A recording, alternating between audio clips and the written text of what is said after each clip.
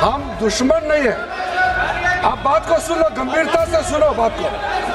हम लोग एक दूसरे के दुश्मन नहीं है, हम एक दूसरे के विरोधी हैं। 2014 में बीजेपी का एक एमपी ने एक गलत शब्द प्रयोग किया था विरोधियों के ऊपर।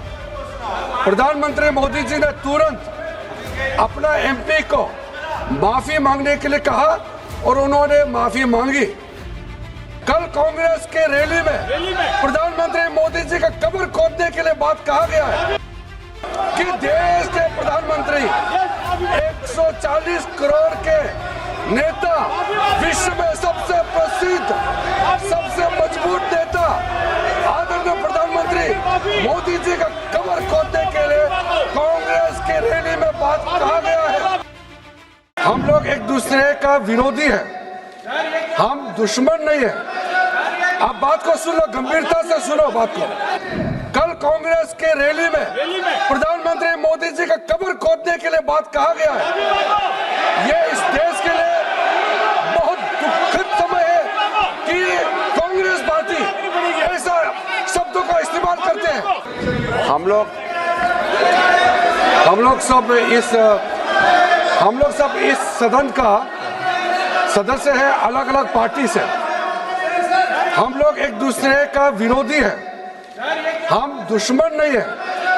आप बात को सुनो, गंभीरता से सुनो बात को।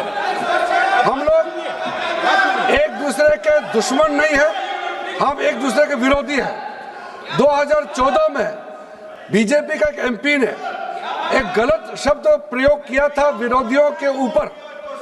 प्रधानमंत्री मोदी जी ने तुरंत अपना एमपी को माफी मांगने के लिए कहा और उन्होंने माफी मांगी, क्योंकि हम इस सदन में लोगों के द्वारा चुने हुए प्रतिनिधि के हिसाब से काम करते हैं।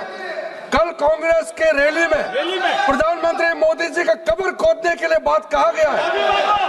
ये इस देश के लिए बहुत दुखद समय है कि कांग्रेस पार्टी ऐसा शब्दों का इस्तेमाल करते हैं और सारे कांग्रेस पार्टी पूरे का पूरे नेतृत्व उस रैली में मौजूद थे और प्रधानमंत्री मोदी जी का कब्र खोदने के लिए इन्होंने नारा लगाया।